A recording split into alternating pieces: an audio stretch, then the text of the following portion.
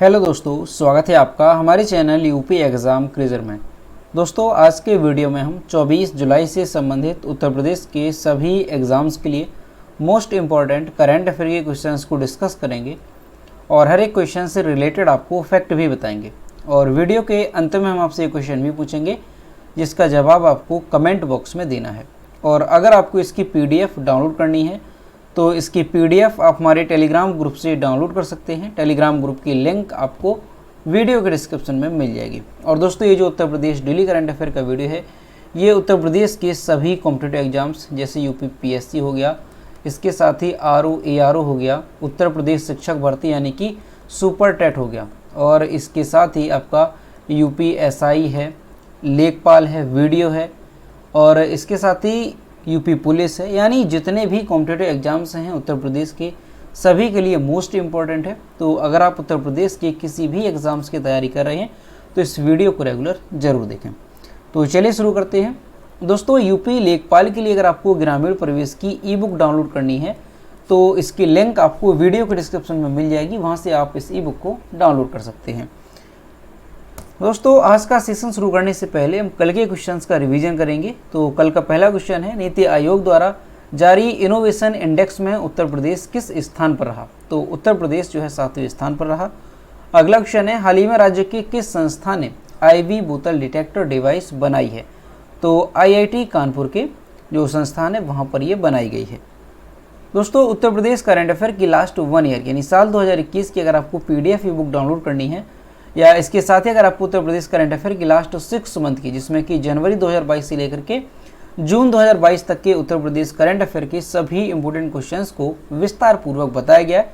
तो अगर आपको इनमें से कोई भी PDF ई बुक डाउनलोड करनी है तो उसकी लिंक आपको वीडियो के डिस्क्रिप्शन में मिल जाएगी, वहाँ से आप इस PDF ई बुक को डाउनलोड कर सकते हैं।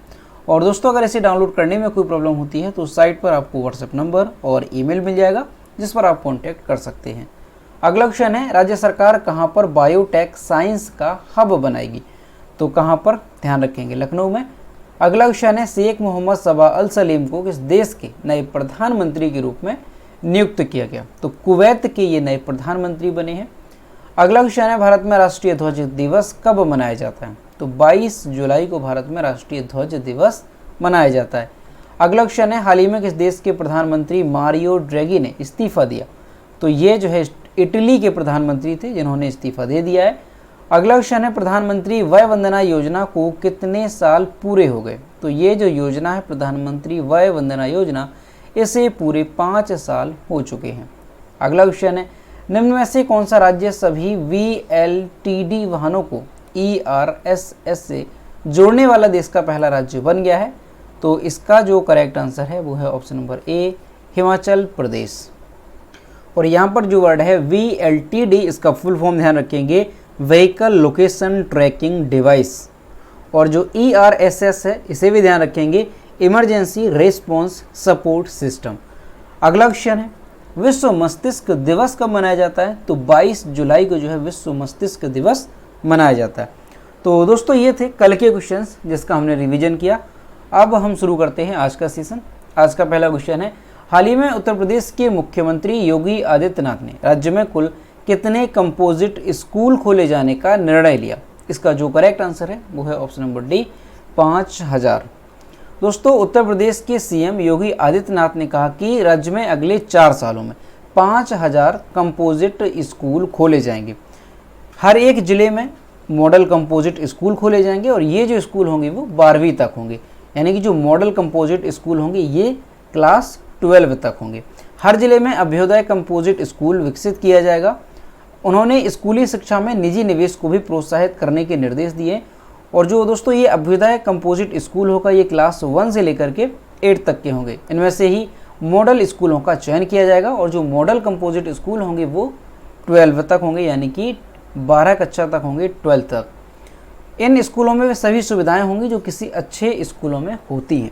तो दोस्तों, ये जो अभ्युदय कंपोजिट स्कूल हैं जो कि 5000 खोले जाएंगे अगले 4 सालों में, तो ये जो स्कूल होंगे ये जो है एक बड़े ही अच्छे स्कूलों की तर्ज पर होंगे। जैसे कि आपने देखा होगा प्राइवेट स्कूल होते हैं उनमें सारी सुविधाएं होती हैं, है ना, लैब से लेकर के हर एक सुविधा जो है वहाँ पर होती है छात्रों की पढ़ाई को देखते हुए। तो वो सारी सुविधाएं जो हैं इन स्कूलों में होंगी, जो कंपोजिट स्कूल खोले जाएंगे। और लक्ष्य कितना रखा गया है कि अगले 4 सालों में 5000 अभ्युदय कंपोजिट स्कूल खोले जाएंगे, ठीक है। और हर एक ज़िले में एक कंपोजिट स्कूल विकसित किया जाएगा, तो ये भी यहाँ पर आपको ध्यान रखना है।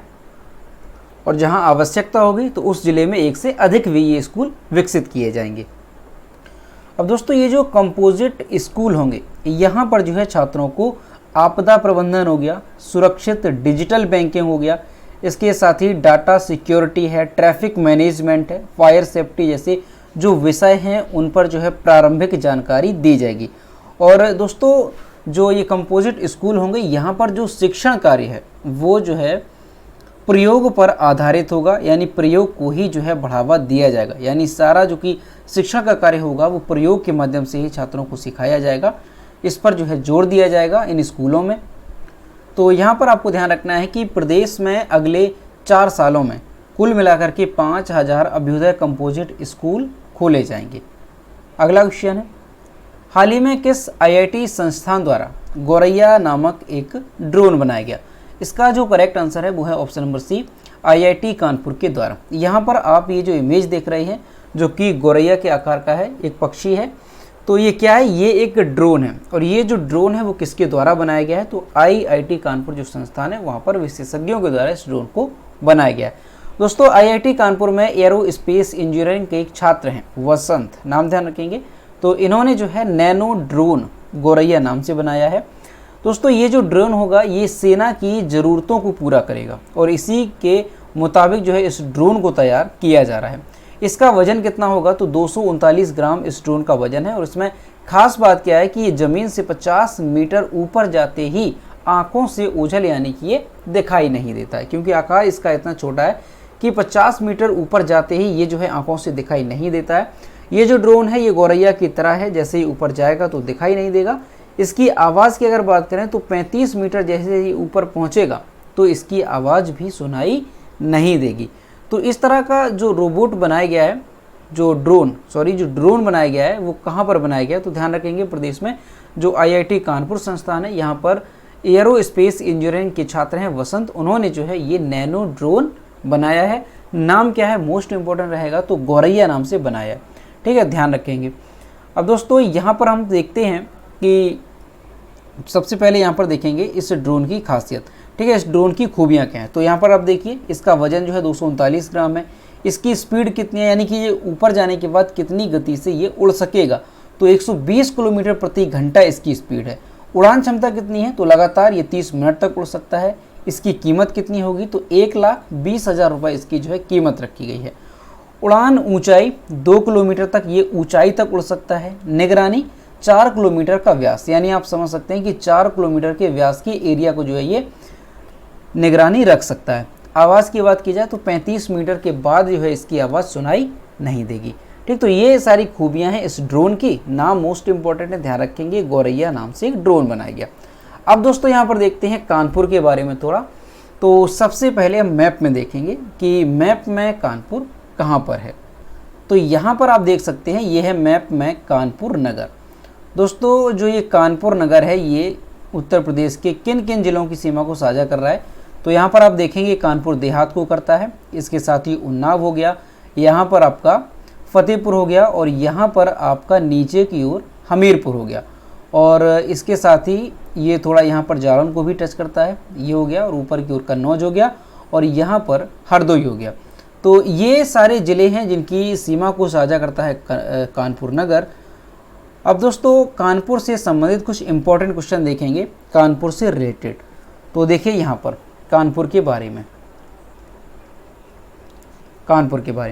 दोस्तों कानपुर का जो उपनाम है वो क्या है? तो उत्तर भारत का मानचेस्टर इसका उपनाम है। ध्यान रखेंगे आप, उत्तर भारत का मानचेस्टर ये इसका उपनाम है, और इसके साथ ही इसे जो है चर्म नगर के भी नाम से जाना जाता है, ठीक, ध्यान रखेंगे। दोस्तों जो कानपुर है ये किस नदी के तट पर बसा हुआ है? तो गंगा नदी के दक्षिण तट पर ये बसा हुआ है। ध्यान रखेंगे आप, गंगा नदी के ये तट पर बसा हुआ है। अगर आपसे पूछ लिया जाए कि कानपुर किस नदी के किनारे है तो गंगा नदी के। अब एक क्वेश्चन और ध्यान रखेंगे कि जो 1857 का विद्रोह हुआ था, तो 1857 के विद्रोह में कानपुर से नेतृत्व किसने किया था? तो नाना साहेब ने। किसने किया था? नाना साहब ने जो है, नाना साहब ने कानपुर से नेतृत्व किया था 1857 के विद्रोह में। ठीक, ध्यान रखेंगे। और दोस्तों नाना साहेब को किस नाम से जाना जाता है और किस नाम से? तो धुंधु पंत के नाम से इन्हें जाना जाता है। कई बार ऐसा पूछ लिया जाता है कि कैसे धुंधु पंत के नाम से जाना जाता था, जो कि 1857 से संबंधित है। तो नाना साहब को, ठीक है, इन्होंने नेतृत्व किया था। नेतृत्व इन्होंने जो है किया था कहाँ से? कानपुर से।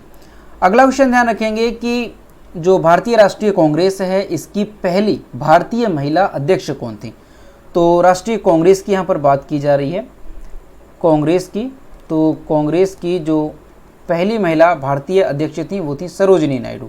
कौन थी? सरोजिनी नायडू थी। और दोस्तों जो सरोजिनी नायडू थी, इन्होंने किस अधिवेशन की अध्यक्षता की थी? तो 1925 के अधिवेशन की। ध्यान रखेंगे 1925 अधिवेशन की उन्होंने अध्यक्षता की थी, जो कि कहाँ पर? तो ध्यान रखेंगे कानपुर अधिवेशन।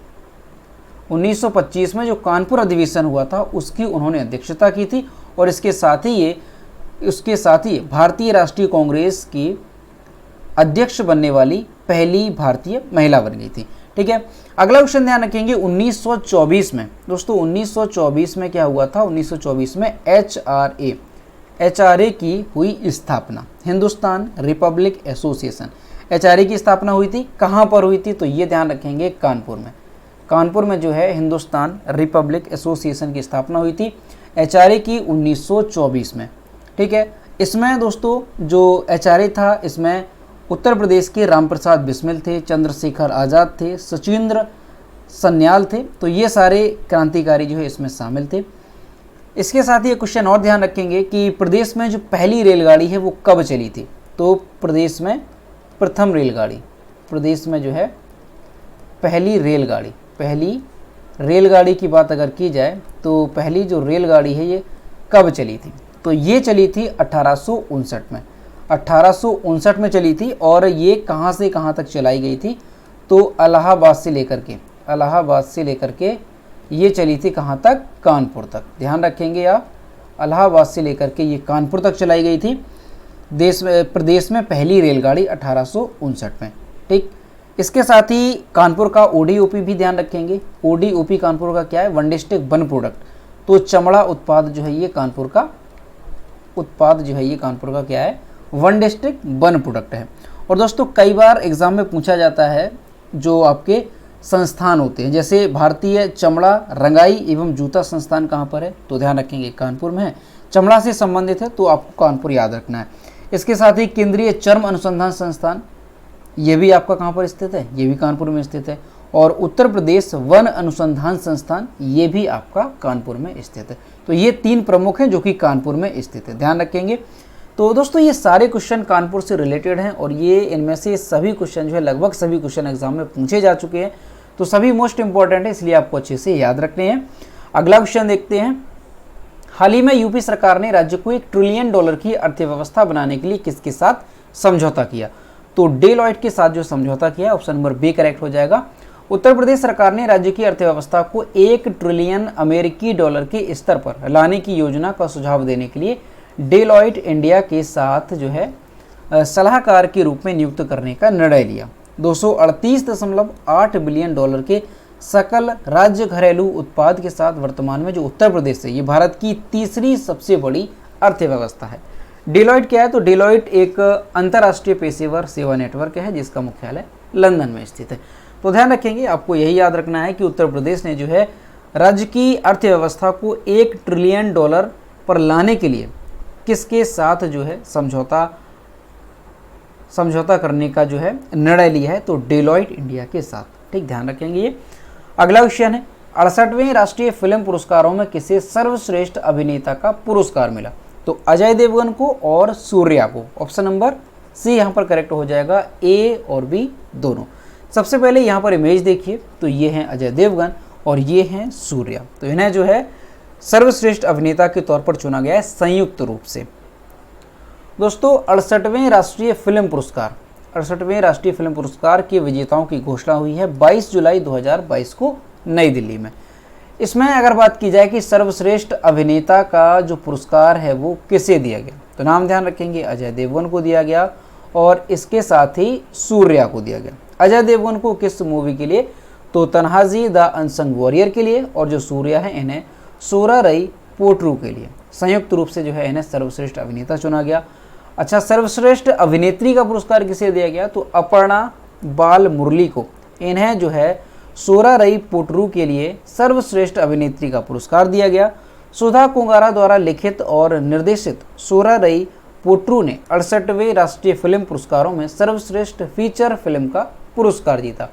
सर्वश्रेष्ठ निर्देशक का अवार्ड किसे दिया गया, तो सर्वश्रेष्ठ निर्देशक का जो 68वां राष्ट्रीय फिल्म पुरस्कार 2020 है वो मलयालम फिल्म अय्यप्पन कोशियम्मू के लिए मरणोपरांत सची को प्रदान किया गया। ठीक है, इन्हें मरणोपरांत जो है ये अवार्ड दिया गया है सर्वश्रेष्ठ निर्देशक का। ठीक, तो यहाँ से आपको सारी बातें ध्यान रखनी है। 68वां जो राष्ट्रीय फिल्म पुरस्कार है इसमें सर्वश्रेष्ठ अभिनेता कौन चुना गया, Ajay Devgan Tanhaji the unsung warrior के लिए और सूर्या सोराराई पोट्रू के लिए संयुक्त रूप से। सर्वश्रेष्ठ अभिनेत्री अपर्णा बाल मुरली और इसके साथ ही सर्वश्रेष्ठ निर्देशक कौन चुने गए, तो मरणोपरांत सची को जो है सर्वश्रेष्ठ निर्देशक चुना गया। यहाँ पर आप सर्वश्रेष्ठ जो अभिनेत्री हैं अपर्णा बाल मुरली, इनकी इमेज यहाँ पर आप देख सकते हैं। अगला क्वेश्चन है, हाल ही में किसने भारत के पहले यात्री ड्रोन वरुण का अनावरण किया, तो प्रधानमंत्री नरेंद्र मोदी ने। ऑप्शन नंबर 1 करेक्ट होगा। और यहाँ पर आप इमेज देख सकते हैं, यह है भारत का पहला यात्री ड्रोन। नाम क्या होगा, तो ध्यान रखेंगे वरुण इसका नाम है। दोस्तों, प्रधानमंत्री नरेंद्र मोदी ने भारत के पहले यात्री ड्रोन, नाम है इसका वरुण, तो इसका जो है अनावरण किया। वरुण दोस्तों, ये जो ड्रोन है यात्री ड्रोन, इसे जो है किस लिए विकसित किया गया है, तो विशेष रूप से भारतीय नौसेना के लिए इसे विकसित किया गया है। किसने विकसित किया है, तो एक स्टार्टअप है सागर डिफेंस इंजीनियरिंग, इसके द्वारा जो है इसे विकसित किया गया है। दोस्तों, जो वरुण ड्रोन है ये एक बार उड़ान भर करके 25 किलोमीटर तक जा सकता है। कितना, 25 किलोमीटर तक ये जा सकता है और इसमें एक व्यक्ति को अंदर ले जाने की क्षमता है, यानी कि इसमें अगर व्यक्तियों की बात की जाए तो एक व्यक्ति इसमें बैठ सकता है। इस ड्रोन में 130 किलो तक का सामान या लोगों को एक जगह से दूसरी जगह ले जाने की क्षमता है। यह जमीन से 2 मीटर ऊपर उड़ेगा तथा इसकी समय सीमा 25 से 33 मिनट तक का है। तो ध्यान रखेंगे, जो वरुण नाम से एक ड्रोन बनाया गया है, ये भारत का पहला यात्री ड्रोन है और इसका जो है अनावरण किसने किया है, तो प्रधानमंत्री नरेंद्र मोदी ने इसका अनावरण किया है। इसकी विशेषता की बात की जाए तो ये 25 किलोमीटर तक जो है एक बार उड़ान भरने के बाद जो है ये जा सकता है और एक व्यक्ति जो है इसमें बैठ सकता है। और अगर वजन की बात की जाए तो 130 किलो तक का वजन जो है इसमें एक जगह से दूसरी जगह ले जाया जा सकता है। ठीक है, यहाँ पर आप इमेज जैसे देखिए, ये जो है ड्रोन है और यहाँ पर आप देख सकते हैं ये सीट है जिसमें एक व्यक्ति जो है बैठ सकता है। तो क्वेश्चन जो है काफ़ी इम्पोर्टेंट रहेगा, अच्छे से याद रखेंगे क्योंकि भारत का पहला यात्री ड्रोन है। अगला क्वेश्चन है, हाल ही में श्रीलंका के 15वें प्रधानमंत्री के रूप में किसने शपथ ग्रहण की, तो option number A Dinesh Gunawardena और यहाँ पर आप इनकी इमेज देख सकते हैं। दोस्तों, जो श्रीलंका के अभी नए राष्ट्रपति बने, 2 या 3 दिन पहले बने, रानिल विक्रमसिंघे, तो इन्होंने जो है दिनेश गुणवर्धने को श्रीलंका के नए और 15वें प्रधानमंत्री के रूप में नियुक्त किया। वह पूर्व प्रधानमंत्री रानिल विक्रमसिंघे का स्थान लेंगे क्योंकि जो रानिल विक्रमसिंघे थे ये पहले प्रधानमंत्री थे और अभी ये राष्ट्रपति बने, तो इन्हीं का ये स्थान लेंगे दिनेश गुणवर्धने, जिन्होंने देश के 9वें राष्ट्रपति के रूप में शपथ ली है। श्रीलंका पोदुजाना पेरामुना पार्टी के सांसद गुणवर्धने अन्य वरिष्ठ विधायकों की मौजूदगी में राजधानी कोलंबो में शपथ ली है। तो बस यहाँ से यही याद रखना है कि श्रीलंका के जो प्रधानमंत्री बने हैं वो कौन बन गए, दिनेश गुणवर्धने, और राष्ट्रपति कौन बन गए, तो रानिल विक्रमसिंघे ये राष्ट्रपति श्रीलंका के बन गए हैं। अगला क्वेश्चन है, राष्ट्रीय प्रसारण दिवस कब मनाया जाता है, तो 23 जुलाई को जो है राष्ट्रीय प्रसारण दिवस मनाया जाता है। दोस्तों, हर साल 23 जुलाई को राष्ट्रीय प्रसारण दिवस मनाया जाता है। 23 जुलाई के दिन ही 1927 में एक निजी कंपनी इंडियन ब्रॉडकास्टिंग कंपनी के तहत बॉम्बे स्टेशन से देश में पहली बार रेडियो प्रसारण प्रसारित किया गया था। 23 जुलाई को राष्ट्रीय प्रसारण दिवस क्यों मनाया जाता है, तो इसीलिए क्योंकि 23 जुलाई 1927 को जो है देश में पहली बार रेडियो प्रसारण प्रसारित किया गया था। 8 जून 1936 को भारतीय राज्य प्रसारण सेवा ऑल इंडिया रेडियो बनी। 1923 में ब्रिटिश शासन के दौरान भारत में रेडियो प्रसारण सेवाएं जो है शुरू की गई थी। तो यहाँ से आपको ध्यान रखना है कि राष्ट्रीय प्रसारण दिवस जो है कब मनाया जाता है, तो 23 जुलाई को ये मनाया जाता है। और क्यों मनाया जाता है, क्योंकि 23 जुलाई के दिन ही जो है भारत में पहली बार रेडियो प्रसारण प्रसारित किया गया था। अगला क्वेश्चन है, इनमें से किसके द्वारा उपभोक्ता अधिकारों के लिए जागृति शुभंकर लॉन्च किया गया। इसका जो करेक्ट आंसर है वो है ऑप्शन नंबर बी, उपभोक्ता मामलों के विभाग के द्वारा।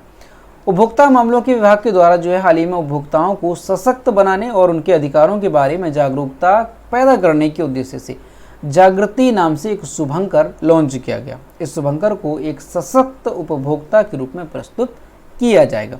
तो ध्यान रखेंगे, अगर आपसे पूछा जाता है कि जागृति नाम से जो शुभंकर लॉन्च किया गया, तो इसे जो है किसके द्वारा लॉन्च किया गया, किसके द्वारा जो है इसे बनाया गया, तो ध्यान रखेंगे उपभोक्ता मामलों के विभाग के द्वारा। अगला क्वेश्चन है, भारतीय क्रिकेट टीम के किस पूर्व कप्तान को ब्रिटिश संसद द्वारा सम्मानित किया गया। तो इसका जो करेक्ट आंसर है वो है option number C, Saurabh Ganguly को। और यहाँ पर आप इनकी इमेज देख सकते हैं।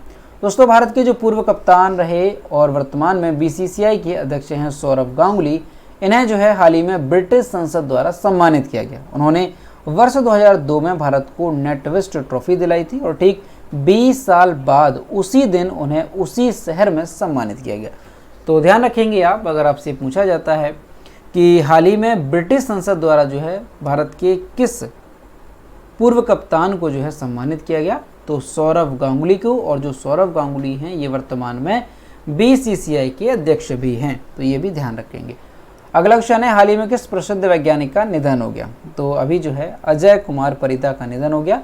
यहाँ पर आप इनकी इमेज देख सकते हैं। दोस्तों, प्रसिद्ध वैज्ञानिक थे और इंस्टीट्यूट ऑफ लाइफ साइंसेस यानी कि ILF के निदेशक थे। क्या नाम था, डॉक्टर अजय कुमार परिदा। इनका जो है 58 वर्ष की आयु में निधन हो गया। उन्हें 2014 में भारत के राष्ट्रपति द्वारा विज्ञान के क्षेत्र में उनके उत्कृष्ट योगदान के लिए पद्मश्री पुरस्कार से सम्मानित किया गया। उन्होंने MS स्वामीनाथन रिसर्च फाउंडेशन में कार्यकारी निदेशक के रूप में भी काम किया था। उनका शोध मुख्य रूप से अजैविक तनाव सहनशीलता के साथ जलवायु अनुकूल फसल किस्मों को विकसित करने पर केंद्रित है।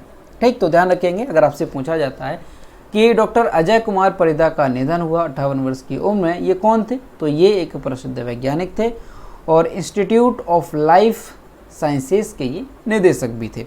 ठीक है, और अगर पूछा जाता है कि इन्हें कब पद्मश्री से सम्मानित किया गया, तो 2014 में इन्हें जो है राष्ट्रपति के द्वारा पद्मश्री से सम्मानित किया गया। तो दोस्तों, ये थे 24 जुलाई से संबंधित उत्तर प्रदेश के सभी एग्जाम्स के लिए मोस्ट इंपॉर्टेंट करंट अफेयर के क्वेश्चन जो कि हमने डिस्कस किए। अब हम देखते हैं कल की वीडियो का क्वेश्चन जो हमने आपसे पूछा था। तो ये रहा कल का क्वेश्चन जो हमने आपसे पूछा था कि हाल ही में भारत के 15वें राष्ट्रपति के रूप में किसे चुना गया। तो करेक्ट आंसर था option number B, Draupadi Murmu. और लगभग सभी स्टूडेंट्स ने इसके सही जवाब किए। लेकिन मैं आपसे हर रोज़ कहता हूँ कि जितने भी लोग वीडियो देखते हैं सभी लोग क्वेश्चन का आंसर किया करो, ताकि जो क्वेश्चन आपसे पूछते हैं वो क्वेश्चन आपको हमेशा के लिए याद बना रहे। तो ये रहा आज का क्वेश्चन, हाल ही में किस राज्य सरकार ने स्वनिर्भर नारी योजना शुरू की है। इसका जो भी करेक्ट आंसर है वो आपको करेक्ट कमेंट बॉक्स में बताना है। और दोस्तों, सभी लोग क्वेश्चन का आंसर जरूर करेंगे। तो आज का वीडियो कैसा लगा, अगर वीडियो अच्छा लगा तो वीडियो को लाइक करें, अपने दोस्तों के साथ शेयर करें। और अगर अभी तक हमारे चैनल पर नए हैं तो चैनल को सब्सक्राइब करना ना भूलें। साथ ही बेल आइकन को भी प्रेस करें ताकि टाइम टू टाइम नोटिफिकेशन आप तक पहुंचता रहे। तो मिलते हैं नेक्स्ट वीडियो में। Thank you.